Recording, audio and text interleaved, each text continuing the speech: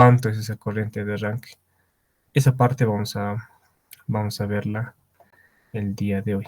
Y también vamos a pasar algo de fuerzas o cálculo de potencia por el método clásico. Ese es también otro que va a entrar, otro tema que va a entrar en este parcial.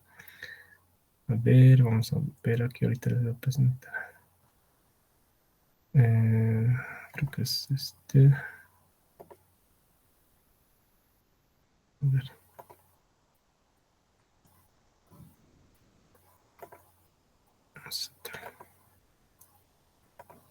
Ya.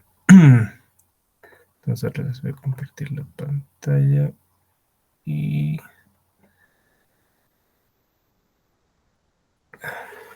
me avisan por favor cuando vean mi pantalla, ¿no? Está un poco lenta mi máquina. Ya. Ahora sí creo, ¿no?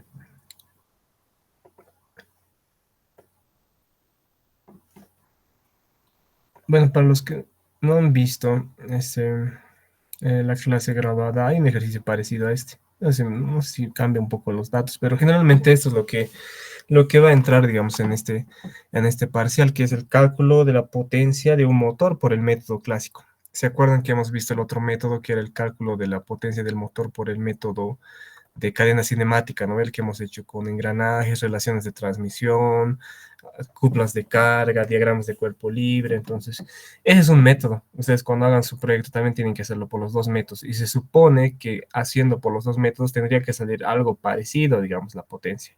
No la misma, pero siempre, digamos, aquí con este método te sale tu motor de 12 kilowatts, digamos, entonces por el otro método te hubiera salido de 13, quizá 13.5. En ese orden, digamos, no digamos de 100 el otro método, no me entiendo.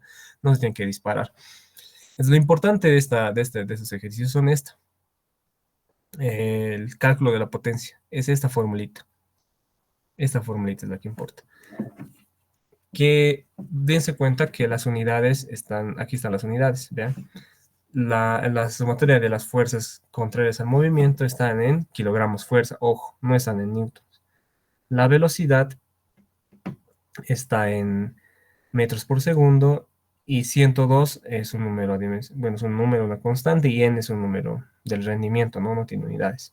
Entonces, si ponemos nosotros todo en esas unidades, lo que vamos a obtener es el resultado de la potencia, pero en kilowatts. Entonces, de esa forma vamos a empezar con esto. Este tema entra también en el segundo y también en el final. Si no me equivoco, en el final también entra, pero es importante repasar un poco, darle un vistazo a eso porque para su proyecto ya van a necesitarlo. Seguramente ya les va a dar su proyecto, si no me equivoco. Y tal vez puede entrar también en el segundo parcial. Entonces, ¿qué es lo básico de esto? Así para a grandes rasgos repasarlo. El cálculo de la potencia de un motor se lo calcula en base a esta ecuación, en donde tenemos que tener en cuenta estas variables, las fuerzas contrarias al movimiento. Entonces, tenemos que hacer un esquema, como un diagrama de cuerpo libre de nuestro objeto que está en movimiento y dibujar las fuerzas que están en contra de su movimiento. ¿Y a qué velocidad va?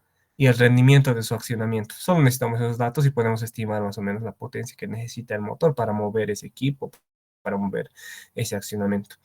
Ahora, el problema, este es directo, ya nos vamos al problema, que es un problema igual de examen, y nos dice calcular la potencia de un motor de un vehículo que se desplaza a una velocidad de 20 metros por segundo en una pendiente de 17 grados. La masa del vehículo es de 2.500 kilogramos y el rendimiento de su sistema de accionamiento del 80%.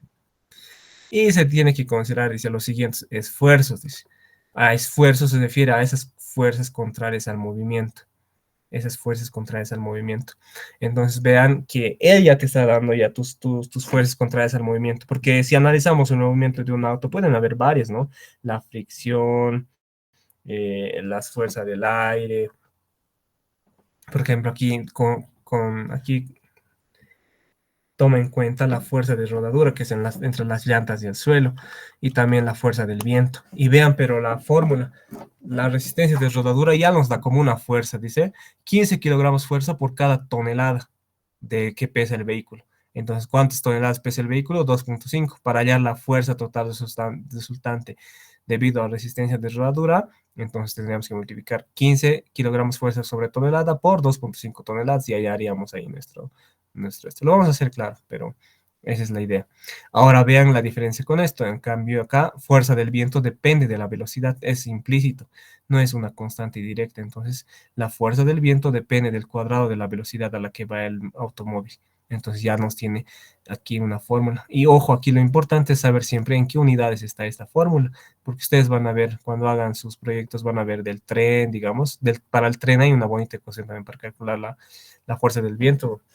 Es bien medio larga, pero interesante, digamos, considera varios parámetros. Entonces, eh, de eso tienen que darse cuenta y tener cuidado. Por ejemplo, no es lo mismo que reemplazar en metros por segundo que en kilómetros por hora, ¿no ve? Porque esa constante por algo ya está calculada, entonces debe estar calculada para saber si esto es en kilómetros por hora o metros por segundo. Entonces, no podemos obviar ese paso. Hay que siempre preguntar en qué unidades está la fórmula, si es que te han dado una fórmula para el cálculo de la fuerza del viento. Entonces, si sumamos la sumatoria de fuerzas contrarias al movimiento, ¿cuáles son? Tendríamos que analizar el objeto en cuestión, ¿no ve? ¿Cuál es en realidad el objeto en cuestión? El vehículo. Ahora, el vehículo lo vamos a dibujar así. Se dibujan ustedes ahí su vehículo. Dice que está en una pendiente de 17 grados. Una pendiente de 17 grados. Ahí está. Pero ¿qué está haciendo? Está subiendo, ¿no ve? Está subiendo el vehículo en una pendiente de 17 grados. ¿Qué fuerzas se oponen a su movimiento? Está subiendo el vehículo. La primera siempre va a ser el peso, porque el peso se descompone en su un componente vertical y componente horizontal. Entonces el peso siempre está aquí, apuntando al centro, ¿no ve? Por gravedad. Entonces este peso se va a descomponer en su componente horizontal y su componente vertical. Y aquí ya tienes una fuerza contraria al movimiento, ahí está. El movimiento hacia acá, la primera fuerza contraria al movimiento es el peso, la componente horizontal del peso, en otras palabras. La segunda fuerza contraria al movimiento nos dice el mismo problema, vean, resistencia de rodadura, nos dice. Ahí está. Nos dibujamos una flecha y le ponemos fuerza de rodadura, que va, o sea, que es una fuerza que se opone a su movimiento, como la fuerza de fricción, pero con las llantas y hace esto. Y la segunda es el viento está soplando hacia este lado y el vehículo se está moviendo a este lado. Entonces tienes otra fuerza contraria al movimiento. Entonces, ¿cuántas fuerzas tenemos en total? Tres. Fuerza por pendiente, le llamamos a esa fuerza que se descompone debido a la gravedad, más fuerza de rodadura, que es debido a las llantas contra el suelo, y más fuerza del viento. Hasta ahí, nada nuevo. Entonces, simplemente tendríamos que hallar esta suma. Y en kilogramos fuerza, ojo, aquí está, la fórmula te pide en kilogramos fuerza. Veremos. La primera, hallaremos por pasos. La pendiente va a ser su componente vertical, perdón, su componente horizontal del peso va a ser W por seno de 17 grados, porque este al lado es coseno y el otro lado es seno, ¿no? Ahí está. La fuerza por pendiente va a ser W por seno de 17 grados. Ahora, W es el peso del automóvil, pero acá nos dan masa, ¿no? Acá nos dan masa. Ojo. Entonces nosotros necesitamos peso. Ahora multiplicamos 2.500 kilogramos por 9.8 metros por segundo al cuadrado por seno de 17, que es la componente horizontal, y obtenemos 7.663.11 newtons. Ahora no necesitamos en newtons, necesitamos en kilogramos fuerza, y nosotros sabemos que 9.8 newtons es un kilogramo fuerza. Entonces ahí hallamos 730.93 kilogramos fuerza. Ojo, siempre en kilogramos fuerza, ahí en su suma. Ahí, fácil. O simplemente no hubiéramos necesitado hacer esta operación, simplemente multiplicar 2.500 kilogramos fuerza por 9.8 por 0.17 y salía el mismo resultado. Van a ver. ¿Por qué? Porque si asumimos que, ustedes saben, ¿no? Esa conversión, que un kilogramo fuerza es igual a un objeto que se mueve a 1 metro por segundo de 1 kilogramo, digamos. Entonces, bajo ese concepto. Pero yo les recomiendo conviertan nomás. Primero hallen en Newton y luego hagan esa conversión. Pero se puede trabajar directo, digamos, aquí directo, 2.500 kilogramos fuerza. Ya no multiplicarlo por la gravedad, ¿no ven? 2.500 kilogramos fuerza por seno de 17. Tendría que salir esto. Directamente. Se puede hacer eso.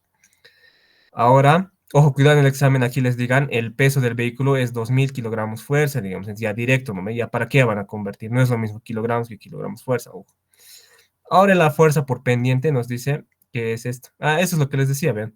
W por 0.17, simplemente hubiéramos hecho eso. En vez de poner ya en masa o en peso, ya lo ponemos. 2.500 kilogramos fuerza por 0.17 y sale lo mismo. Ya no está multiplicando ni convirtiendo por newtons y demás.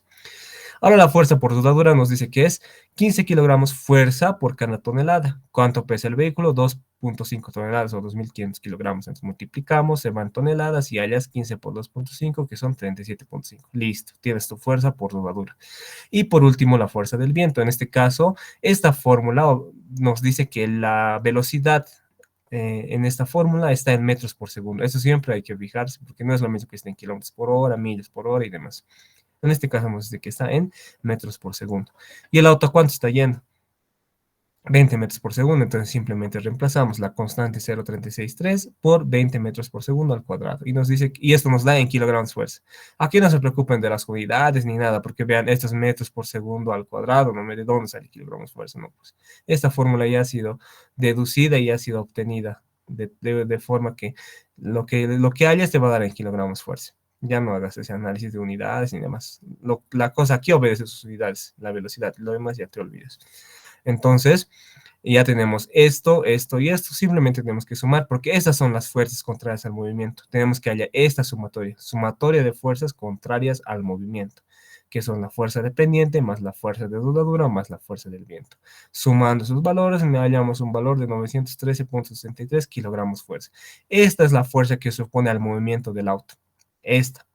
Entonces, simplemente reemplazamos en nuestra fórmula.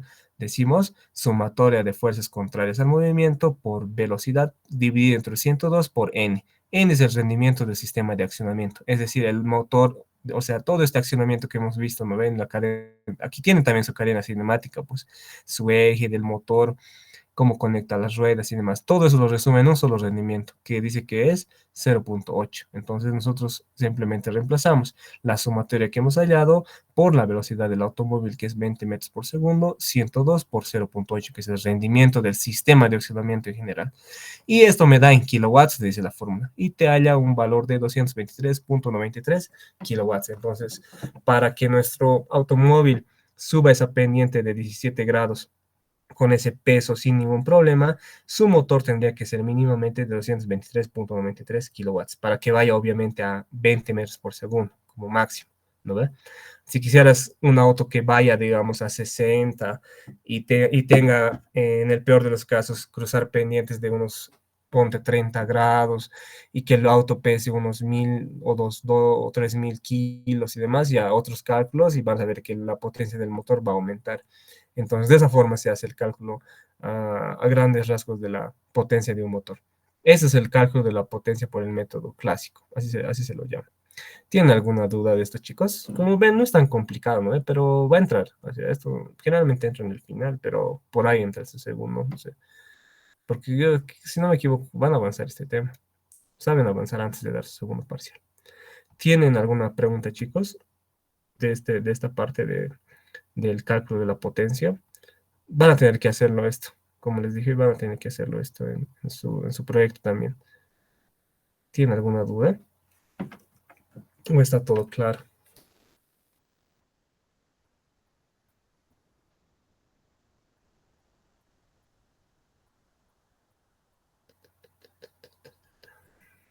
¿Todo claro? A ver, mínimo manden manitos. Para ver si están ahí. Ya. Alberto está, el único. Lisbeth, ya. Está bien. Ya, bueno, espero que esté todo claro. Vamos a seguir haciendo ejercicios de esto, que como les digo, no es tan complicado. Pero hay unas variaciones que pueden hacer alguna diferencia. Otro problema que también a este sí fija va a entrar este parcial. Este puede que entre, ¿no? Pero este fija que va a entrar. Es el cálculo de la resistencia de un motor para el arranque. Ustedes se acuerdan que en el primer parcial nosotros dibujábamos una resistencia de arranque, ¿no? Para acá, ¿no? Así, bueno, pues si es un motor trifásico, acá una resistencia, aquí otra resistencia, y lo bypaseábamos, ¿no? De la resistencia, eso hacíamos en el primer parcial. Pero ¿de qué valor tiene que ser esa resistencia? Ah, eso tenemos que calcular acá. Entonces, nos vamos directamente al problema que nos dice un motor trifásico. Eso es lo importante de este problema, ver qué motor es trifásico o es un motor de corriente continua. Si te dice un motor AC, obviamente es trifásico. O tal vez monofásico podría ser, pero generalmente para trifásicos haremos este cálculo de resistencias de arranque. Podemos hacer también para monofásico, pero primero hallaremos con lo que es, con lo que se avanza. Motor trifásico es un motor AC, ojo. Eso es importante. Tiene una potencia de 20 HP, es alimentado por 400 voltios, factor de potencia, rendimiento y su corriente de arranque nos dice que es de 650% de la nominal.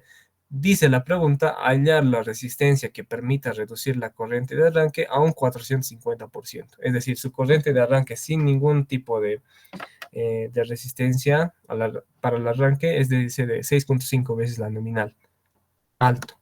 Entonces nosotros queremos calcular una resistencia para que esa corriente de arranque reduzca a 450. Sigue siendo alto, ¿no? Pero podríamos reducir a 200, digamos, mínimo al doble, así para que no afecte tanto.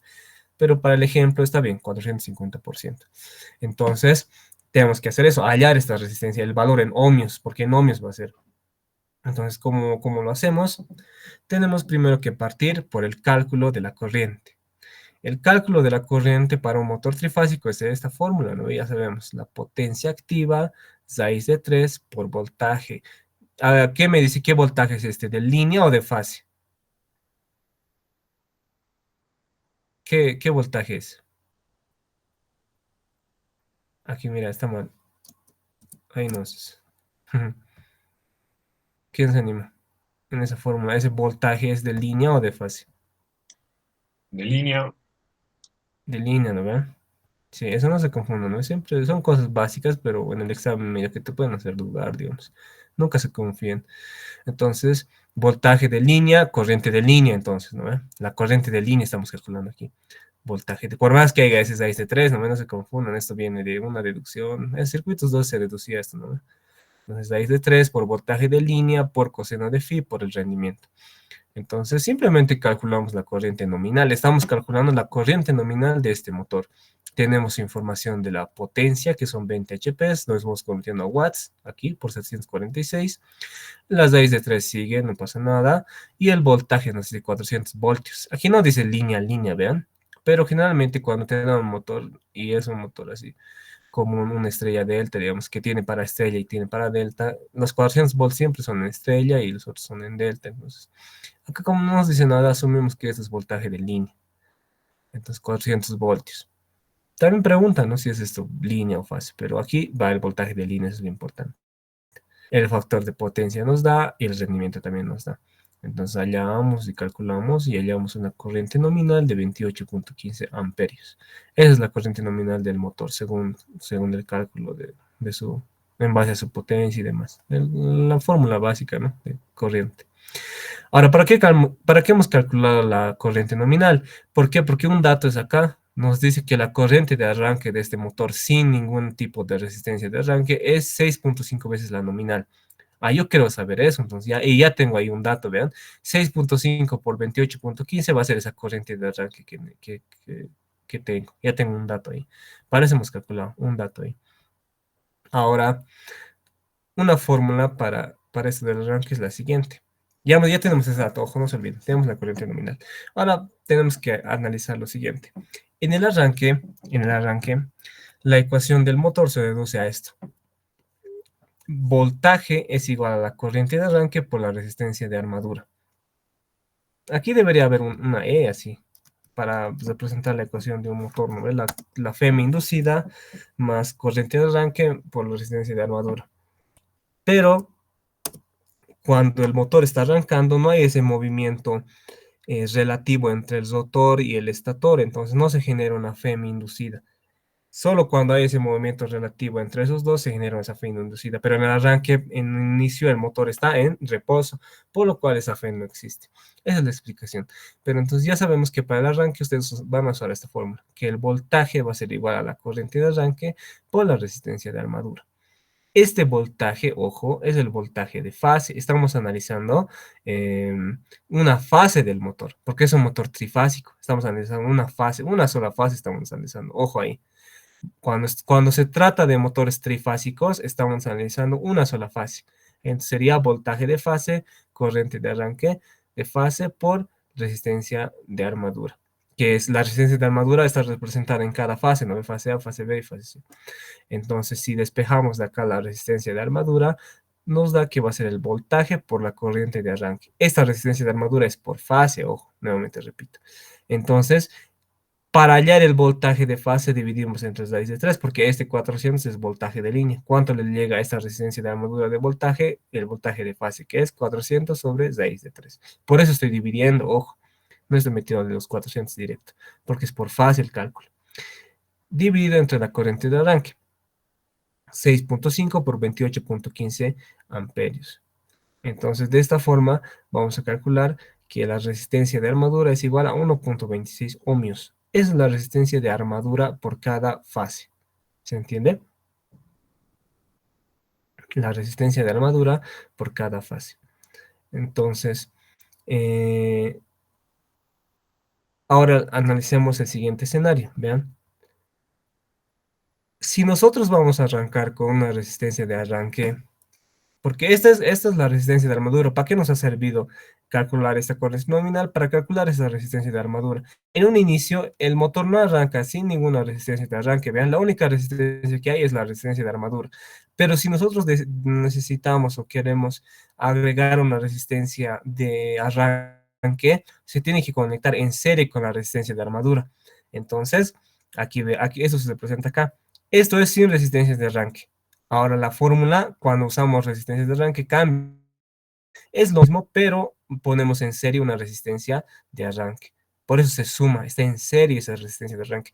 Y esa resistencia de arranque está en cada fase, o sea, va a haber 3 para fase A, para fase B, para fase C.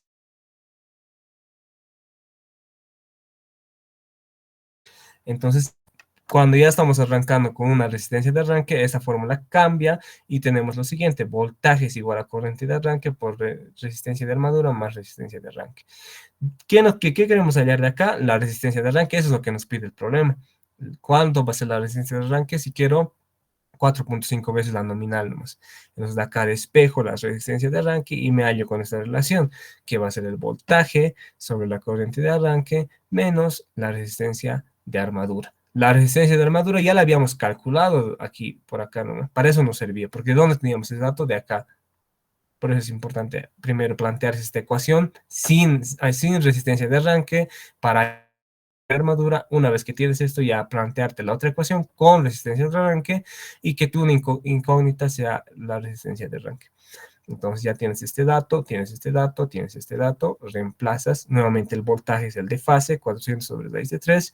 La corriente de arranque ya es la nueva. Aquí debería ser como una pozo, digamos, aquí, taca ahí, para que se presente que es otra corriente de arranque, la segunda. Esta corriente de arranque es a la que queremos reducir. ¿A cuál queremos reducir? Queremos reducir de 650 a 450. Entonces, ahí metes la segunda, ¿no? La segunda corriente de arranque, porque esa fórmula es para cuando ya tenemos resistencia de arranque. Y cuando tenemos resistencia de arranque, este valor de la corriente de arranque es 4.5 veces la nominal. Entonces, dividimos 400 sobre raíz de 3, 4.5 veces por, ¿cuánto era la nominal? 28.15. 28.15.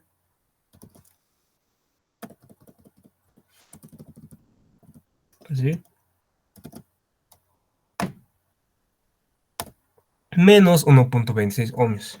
Entonces, si hacemos esta operación, hallamos que la resistencia de arranque va a ser igual a 0.56 ohmios. Y esa va a ser la resistencia de arranque que tengo que poner en cada fase del motor. Ojo, en cada fase, no es la total.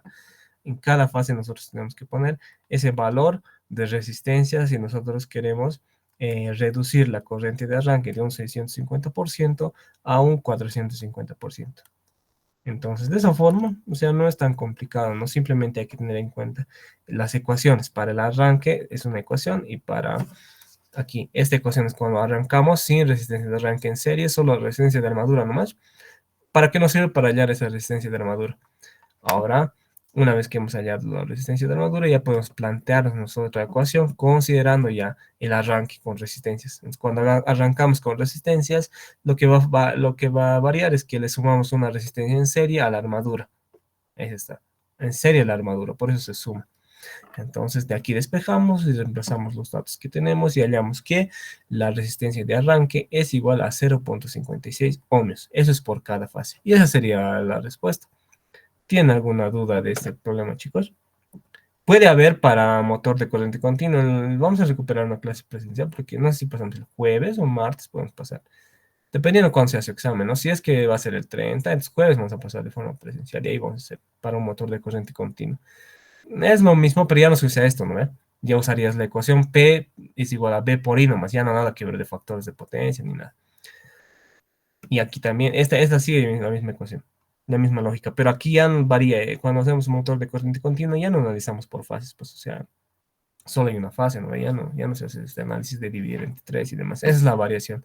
Entonces, lo importante de este problema es ver qué motores estamos analizando. ¿Un motor AC trifásico o un motor de corriente continua? Si es corriente alterna, entonces ya sabemos cómo calcular su corriente y ya sabemos que para calcular la resistencia de armadura, consideramos el voltaje que le va a llegar a la armadura, que es el voltaje de fase. Entonces, ¿se tiene claro este punto, chicos? ¿Está claro o tienen alguna duda de esta parte de, de cálculo de corriente de arranque? Esta igual era de un examen.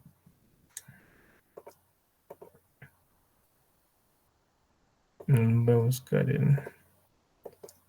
hasta que hasta planteen alguna pregunta, o bueno, alguna, si es que tuvieran alguna duda, hasta que esté buscando el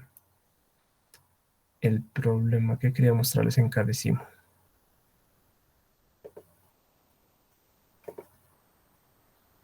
A ver, vamos a ver si está.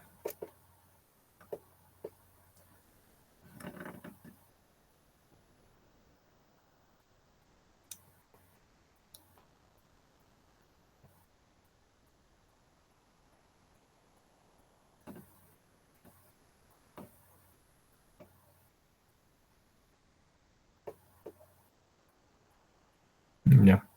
¿No tienen dudas, chicos? ¿Todo claro? ¿Todo fácil? Espero que sea así. Ya. Entonces, como no hay dudas, vamos a pasar a un problema de circuitos de control. Ya hicimos, ¿no? En la anterior clase sobre un circuito de un autotransformador y en su, ese mandado, ¿no? El solucionario del anterior, del anterior semestre. ¿Lo han podido revisar? Espero que sí. Bueno, al final lo vamos a revisar, si es que no he podido aún verlo.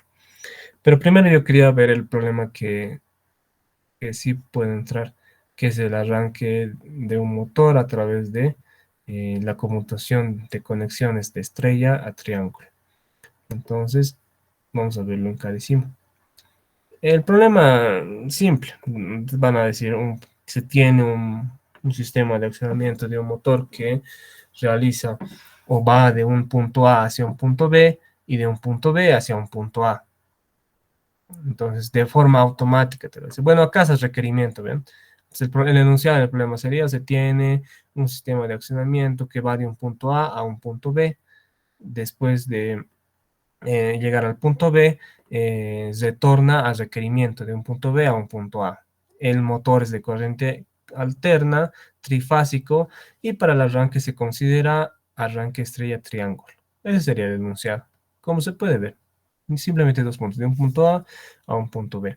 Entonces, la diferencia es que acá sí usamos arranque estrella triángulo.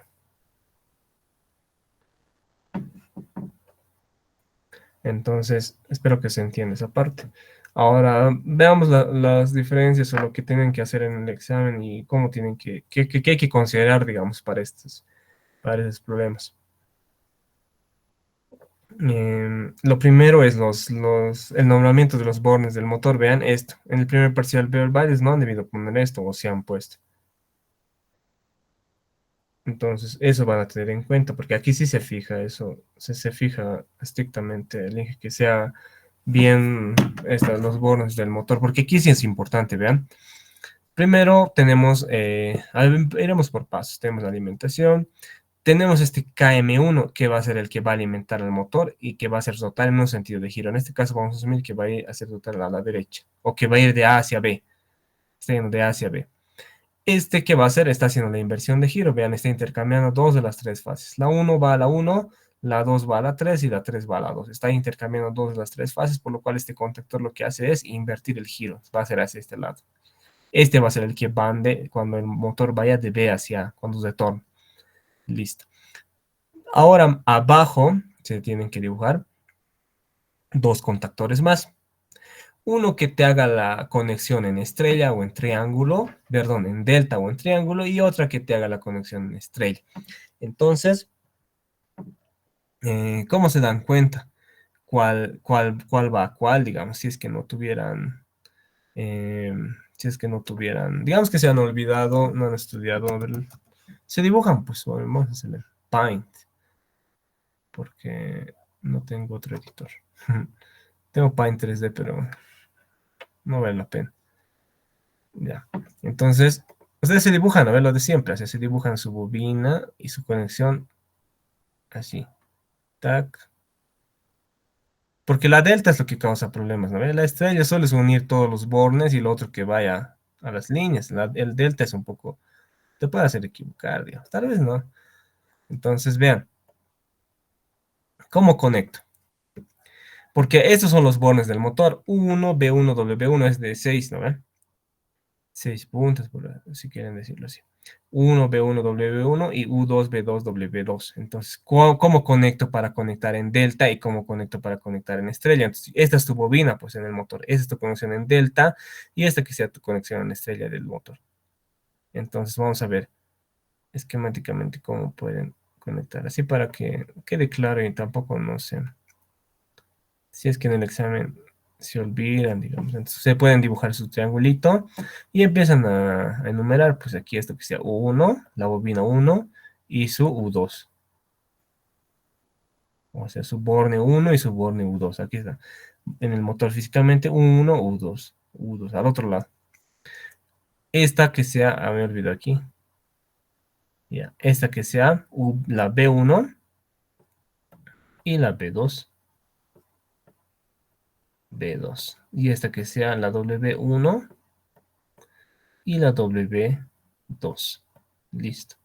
Ya tenemos nuestra bobina. Esa es la bobina U, la bobina B y la bobina W. Entonces, para conectar en delta, dice que yo tengo que unir, ¿qué cosas? El borne U1 o la punta 1 con la punta W2 tienen que unirse en un mismo nodo, vean.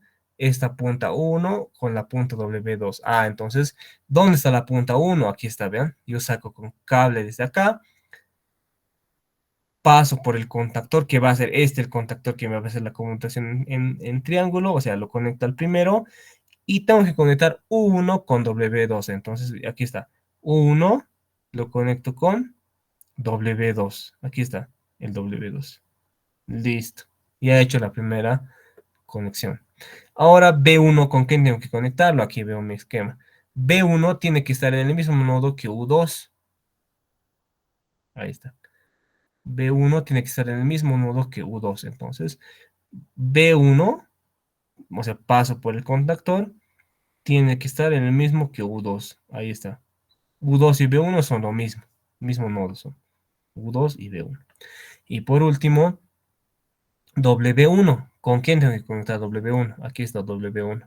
W1 tiene que ir en el mismo nodo que B2. Entonces, W1, jalo el cable, lo voy a pasar por el contactor y lo conecto al borne de U2. B2, perdón. Este también. W1, aquí este, pasa por el contactor y va a B2 al último. Ahí ya tienen su conexión delta. Ya está hecho. Listo. Si es que se han olvidado y demás y se equivocan en el examen. Se dibujan su triangulito U, B, W en sentido anterior. U, B, W. Primero 1, 2, B1, B2, W1, W2. Y ahí ven cuál está en el mismo nodo. 1 con W2 el mismo nodo. Entonces ya 1 con W2 le unen aquí. Siempre pasaron por el contactor, ¿no? Porque esto va a cerrar y ya se van a unir. Mientras esté abierto, está un circuito abierto, pues se va a cerrar y ya se van a unir los nodos. Entonces, ¿y cómo hacemos en estrella? Fácil, pues. Si esto es 1, esto va a ser U2, esto va a ser, pónganse B1 o B1 así, B1, y esto va a ser B2, y esto va a ser W2, y esto va a ser W1. ¿Se entiende la idea? ¿Cuál es más fácil, no? Para hacer una conexión a estrella, simplemente tenemos que unir los terminales 2. Entonces ahí vean. U2, W2, U2 y B2 se unen en este punto. Entonces, si eso se va a cerrar, ya están unidos todos. Aquí lo voy a poner para que se vea mejor. Solo tenemos que hacer los U2. Eso no tenemos que jugarnos con el U2, con el B2 y con el W2. ¿Por qué? Porque el U1, el B1 y el W1 van a ir a la línea, directo a la línea. Así, directo a la línea. Entonces, aquí están, ¿ven? 1, B1 y W1 no tocamos para estrella. Simplemente vamos a tocar los terminales 2. W2, U2 y B2. Dice que se unen toditos en un solo punto, en un solo nodo. Entonces yo me meto al contactor, hago contactor y al contactor y a su salida todo unido en un solo punto. Ya unido en estrella. Físicamente, generalmente en estrella, así viene. Para conectar en estrella, así en filita. ¿No ven? Estos son sus terminales. Aquí, aquí, aquí y aquí y aquí y aquí. Ahora pero eso es en delta. Ahora en estrella, digamos son aquí los terminales. Ahora para conectar en estrella simplemente unimos los terminales 2, o sea, esto. Tienen sus pletinas los motores, entonces aquí, listo. Y esto que vaya a la línea, aquí alimentas y esto lo unes. En estrella, en delta. Hay otras conexiones, estrella doble, delta doble. La siguiente, a ver, les vamos a ver, es interesante también para variar un poco la velocidad del motor, para tener un motor de, por así decirlo, diferentes velocidades. Que simplemente es, digamos, a la estrella, aquí le aumentas un paralelo, digamos, para eso, un doble estrella. Vamos a ver. Ya son esos motores de 8 puntos, motores de 12 puntos y demás. La conexión, o sea, no es difícil, pero es un poco, o sea, más complicado que esto, digamos. Esto es fácil, digamos. En delta ya tienes así, físicamente, ojo. Y esto es estrella, físicamente, si quieres conectar un motor. Pero siempre fijándote, ¿no? Esos terminales. Entonces, aquí tendría que ser, ¿qué dicen? Uno, aquí, ¿qué tendría que ser? W2, ¿no ve? W2. Si este es B1, ¿qué tendría que ser esto? U2, ¿no ve?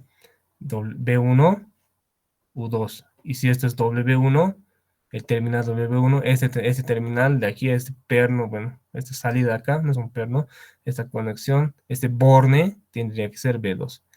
De esa forma. Físicamente una conexión delta y una conexión estrella. Entonces, se ha entendido esa parte de cómo interpretar el sistema, perdón, el circuito de fuerza de un arranque estrella-triángulo. ¿Tienen alguna duda? Espero que se haya entendido porque este lo puede ser lo más complicado de los circuitos de fuerza, ¿no? Que va a entrar en esta materia. Entonces, espero que se haya entendido. Pero pregunta, ¿por qué hacemos este cambio de estrella a delta? ¿O por qué partimos en estrella y luego transformamos a delta? Porque en estrella el consumo de corriente es menor. Hay incluso una demostración, eso les he pasado, ¿no ven? Un enunciado que entró en un examen y decía, realizar la demostración del arranque estrella triángulo, entonces ahí tienes que hacer tu deducción, y está en el libro incluso, a ver si lo hacemos en clases, para repetirlo, pero ahí está la deducción de por qué la corriente en estrella es menor a la corriente en delta, es decir, cuando arrancas en estrella se consume menos corriente que cuando arrancas en delta, pero la desventaja es que su cupla también se reduce, entonces la cupla es menor corriente de arranque, pero también menor cupla de arranque, entonces es una desventaja también. Pero en la mayoría de los casos se aplica porque disminuye esa corriente de arranque que puede generar caídas de tensión en el sistema. Entonces, es importante saber por qué se hace ese arranque estrella-triángulo. Por esa cuestión de que quieres reducir la corriente de arranque, pero solo por un tiempo, es decir, no, si no arrancarlo pues en estrella y manejar en estrella, pero ¿cuál es la desventaja? Siempre pues estar trabajando una cupla menor que el motor puede ofrecer. Si manejas en delta, vas a estar trabajando a lo que el motor puede darte. Pero si manejas en estrella, reduces, digamos, su, su fuerza que tiene el motor, su cupla que te puede entregar. Entonces, primero en el arranque nomás necesitamos que sea estrella, luego que conmute a delta. Y para eso que necesitamos un temporizador. ¿Cuál es el tiempo que necesitas o sea, digamos que tú tienes tu motor de arranque, tu temporizador, tienes tu motorcito y quieres hacer un arranque estrella triángulo, ¿cómo calculas el tiempo que deberías configurar a este temporizador? Es decir, ¿en cuánto tiempo hago que conmute de estrella a triángulo? Por lo general es cuando la velocidad llega a un 70-80%. ¿Cuánto tiempo le toma a tu motor llegar a un 70-80% de su velocidad? Ese tiempo es el que se configura aquí. Una vez que se alcance esa velocidad del 70%, ya puede conmutar a triángulo y ya trabajar en triángulo y aquí llegue a su nominal con triángulo ya. No es que llega a lo nominal y luego recién conmuta, ¿no? Entonces, antes de llegar, basta que llegue a un 70, 80% en ese margen, conmuta de estrella a delta, por lo general de esa forma. Entonces, ya saben de dónde sacar este tiempo, ¿no? Dependiendo de cada motor, ¿no? Hay motores que tienen alta inercia, alta carga. Este motor puede ser para una grúa, para, no sé, para una banda transportadora, no sé, ponle muchas cosas. Entonces, va a variar el tiempo de aceleración, ¿no? ¿Ve? Digamos, calcular eso en el primer parcial. El tiempo de aceleración depende de la cupla de aceleración y la cupla de aceleración depende de la cupla motora, que es característica del tipo del motor, y de la cupla resistente, que es la carga que va accionar el motor. Entonces vean que el tiempo de aceleración depende de la aplicación del motor. Pero ya saben de dónde viene, de la velocidad prácticamente, un 70-80%. ¿Cuánto tiempo le toma llegar? Entonces ese tiempo ya tienes una aproximación. Pero veamos ahora el funcionamiento del circuito del esquema estrella-triángulo. Hay varias formas en taller, me acuerdo que veíamos otra forma, en internet van a ver otra forma. Todos tienen sus formas, con tal que funcionen, ¿no? Nosotros siempre lo vamos a hacer de esa forma. Bueno, yo. Siempre te dibujas un botón de parada de emergencia, siempre les digo. Esto aún no se van a dibujar. Si lo hiciéramos en clases, yo no lo dibujaría, ¿no ves? Saben, primero hacemos esto, luego directo acá. Al final vamos a dibujar, o sea, dependiendo de lo que necesitemos. Pero vamos a ver el esquema y vamos a explicar las partes. Voy a ver primero para qué sirve cada componente, así, y luego después vamos a hacer el funcionamiento, así para que quede claro, como si estuviéramos en clases presenciales. El botón que va a hacer que el motor vaya hacia la derecha o que vaya de B hacia, o de A hacia B, perdón, hacia la derecha. Si aprietas este botón, va a generar hacia la derecha. Entonces, ahí tienes tu botón. Al accionar este botón, ¿qué se tiene que energizar? Una bobina de un contactor. ¿De cuál contactor? De este KM1. Pues, si energizo su bobina, esto se va a cesar y la tensión le va a llegar a los bornes del motor. Y el motor, ¿qué va a pasar? Tendría que empezar a girar. ¿Por qué? Porque su conexión inicial del motor, vean, es en estrella. Va a ser en estrella. Vamos a ver. Aquí les voy a explicar, pero ya. Energizo, o bueno, pulso, se energiza el contactor KM1, se autorretiene porque esto es un pulsador. Siempre tienes que hacer su autorretención. Suelta el pulsador, esto se va a cesar. Ya sabemos para qué sirve esto y esto. Vamos a ver luego esto. Primero vemos por pasos. Hasta ahí el motor va a partir. Veremos si va a partir.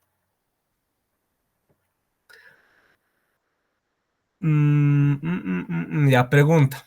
Olvídense de aquí hasta de esta línea hasta allá. Olvídense. Solo aquí. ¿El motor parte o no parte con esta parte que he hecho, con este conexionado? Si le aplasto esto. Olvídense desde aquí para allá, olvídense. ¿Parte o no parte? A ver, vamos a preguntar a poquitos. A ver, Marcos o Melanie, uno de los dos. Respondo, Marcos Usnayo, o Paz o Melanie Huanca, Franco. Y hasta Olisbeth, Mamani Tamo. Uno de los tres compañeros. ¿Parte o no parte? Sí, así, digamos que me estoy dibujando así, ¿no ven? De aquí para allá no me he dibujado aún. Si le meto esto, ¿parte o no parte? El motor. ¿Se mueve o no se mueve? ¿Qué dice?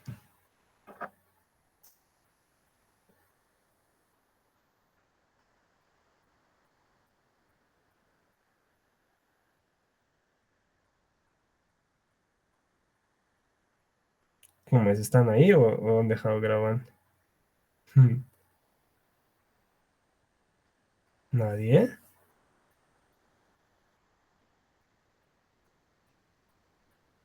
Ya. Bueno, voy a asumir que no están en clases. O bueno.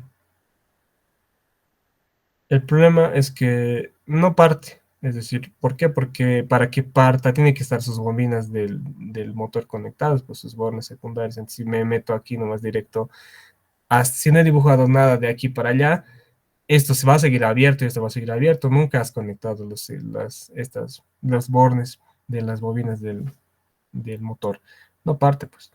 Entonces, eh, sigamos con el dibujo.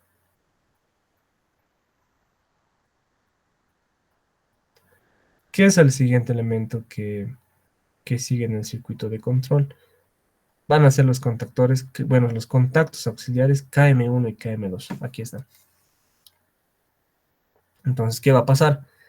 Cuando se energice la bobina KM1, todos sus contactos auxiliares se van a cerrar. Se va a cesar esto porque se va a autorretener y también se va a cesar esto. Ya, estamos analizando solo esto. KM1 se ha cerrado. ¿Qué ha ocasionado esto? Que la tensión llegue a una bobina KME, porque aquí está todo cerrado, ¿ven? Todo cerrado. En cambio, acá está abierto. Hasta aquí nomás ya llega la tensión. No puede cruzar acá. No energiza nunca esta bobina en estado inicial. Cuando se energiza KM1, PAP se cierra, se va a cesar y se energiza esta bobina KME. La bobina KME es la bobina del contactor que hace la conexión en estrella. El motor parte en estrella. Se energiza esto se va a cesar. Ahora sí recién va a partir el motor, porque ya hemos conectado sus bornes W2, U2 y B2. Entonces, inmediatamente se cierra esto, se conecta en estrella y a la vez que pasa, vean, se conecta esto, la tensión llega acá, la tensión también llega acá y la tensión no llega acá, hasta ahí nomás se queda. ¿Qué va a pasar inmediatamente parta? Se va a energizar también un temporizador, que va a ser el tiempo que va a contar cuánto tiempo está en estrella, o cuánto tiempo le hemos configurado. Digamos que han sido 2 segundos, 2.5 segundos, ponle. Luego de 2.5 segundos, ¿qué tiene que pasar? El estrella tiene que salir y tiene que entrar el triángulo o el delta, el KMT. Entonces aquí podemos hacer eso. Cuando se cumple el tiempo, puedo abrir esto, ¿para qué? Para que se energice su estrella y puedo cesar esto para que se energice su delta. ¿No? Entonces, hasta ahí puede funcionar la estrella delta, vean, sin necesidad de poner este ni este. Esto se pone más que todo por seguridad. ¿Por qué? Porque cuando esté funcionando en estrella no debería estar accionado el delta, porque ahí se hace un cortocircuito. Vean, aquí vas a unir los tres y aquí vas a unir dos, entonces no. No pueden funcionar este y este a la vez. El KM estrella no puede funcionar a la misma vez que el KM delta. No puede estar el motor en las dos mismas conexiones a la vez. No se puede. Entonces, por eso pongo estos contactos de bloqueo, que cuando estén, lo mismo no ve que hacíamos con inversión de giro, cuando esté funcionando el triángulo, el KM estrella no tiene que estar funcionando. Cuando esté funcionando el KM estrella, el KM triángulo no tiene que estar funcionando. O cruzado, pues, en estrella que vaya el triángulo que vaya a la estrella. De esta forma. Pero sin esto, a ver si le quito esto, va a simular el programa. Pero es como para seguridad, digamos, si es que hubiera habido una mala operación en estos contactos auxiliares de los temporizadores, tienes de respaldo estos más. Entonces, de esa forma. Ahora, sigamos. Hasta aquí parte el motor en arranque estrella-triángulo. Pasa el tiempo, esto se cierra, esto se abre y el motor ya está yendo en triángulo. Está yendo hacia el punto B en triángulo. Pero ¿qué pasa? Llega a un punto B, ¡pap! Y se tiene que parar. Entonces pongo un final de carrera que accione ¿qué? Una bobina de un contactor KB, un contactor aparte que estamos teniendo, que se va a llamar contactor KB. ¿Qué va a hacer? Cuando llegue a B, eso se va a cesar, se va a energizar la bobina del contactor KB, se va a autosostener y el KB que va a hacer va a cesar todos sus contactos auxiliares. Entonces, ¿qué va a pasar? Esto se va a abrir, desenergizando KM1, entonces KM1 se abre, el motor deja de recibir tensión, el motor se detiene. Entonces, en B estamos detenidos, para eso nos ha servido, porque hemos abierto su camino principal aquí. ¡Pap! Listo. Cuando estamos en B, el problema nos va a decir que a requerimiento quiere que bajen de B hacia A. Si es que dijera que una vez llegando a B baje de forma automática, entonces, ¿qué tendríamos que hacer? Aquí tendríamos que conectarle una bobinita de un temporizador. Cuando el toque B, que se energice un temporizador y aquí en vez de un botón, su contacto auxiliar de ese temporizador para que se cierre después de un tiempo. Esa sería la variación, digamos, si es que quieres si es que quieres que vuelva de forma automática y ya no a requerimiento. Entonces, de esa forma.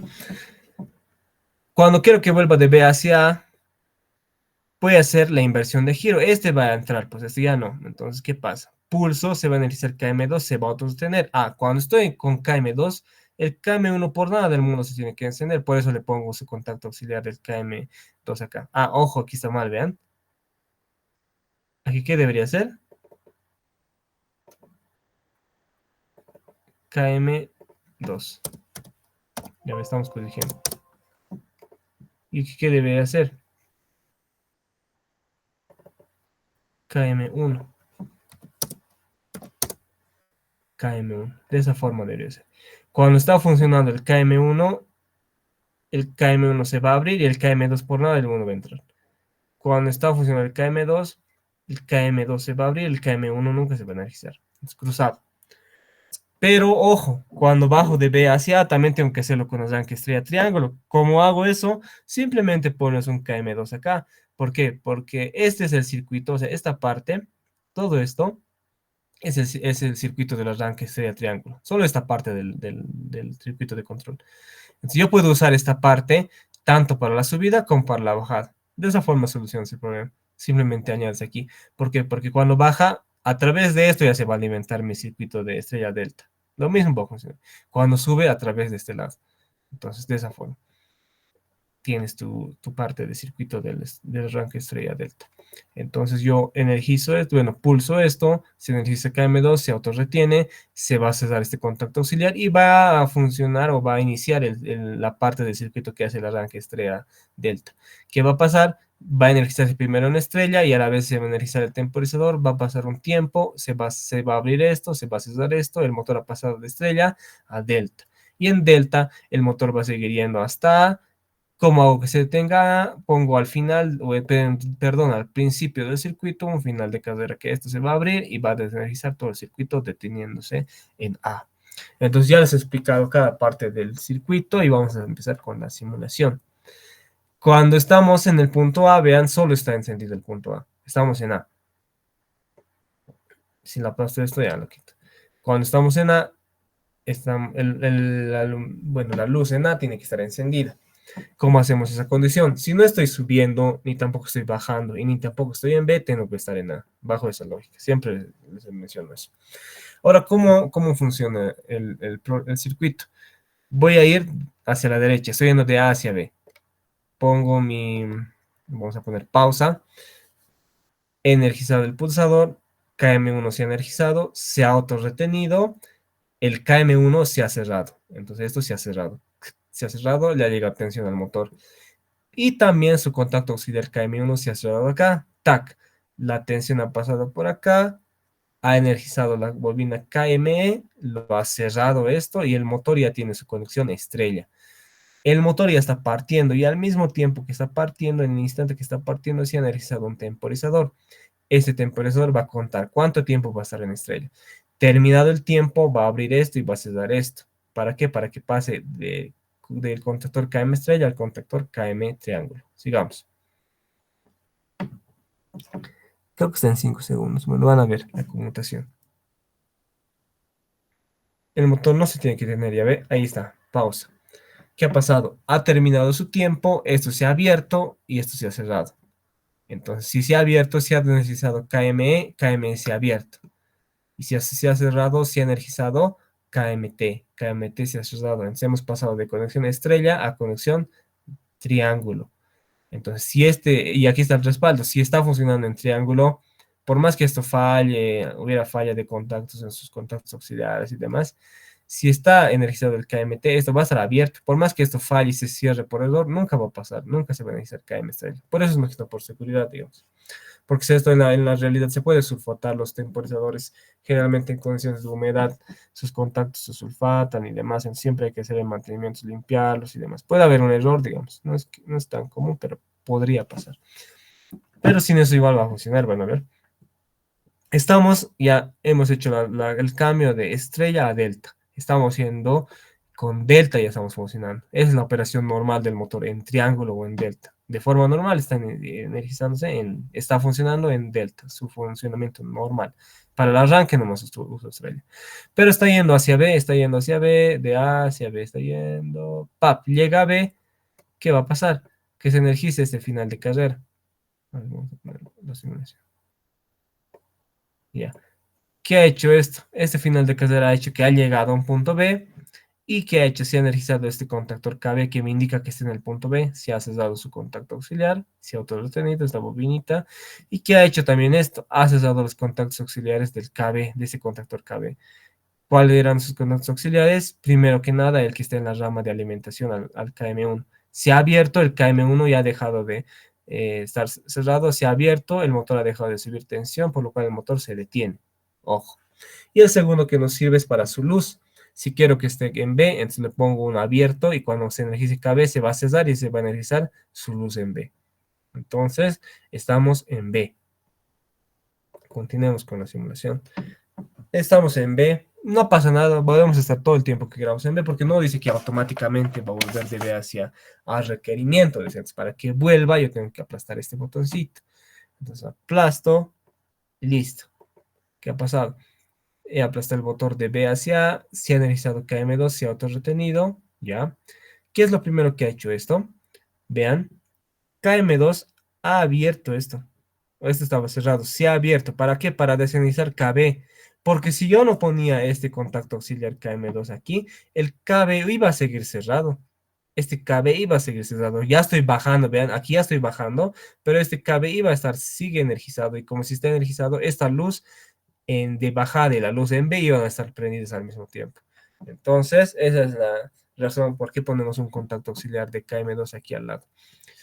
Al abrir, se ha desenernizado KB, esto se ha, el KM2, perdón, el KB se ha vuelto a abrir, su luz se ha perdido y ya está entrando el KM2.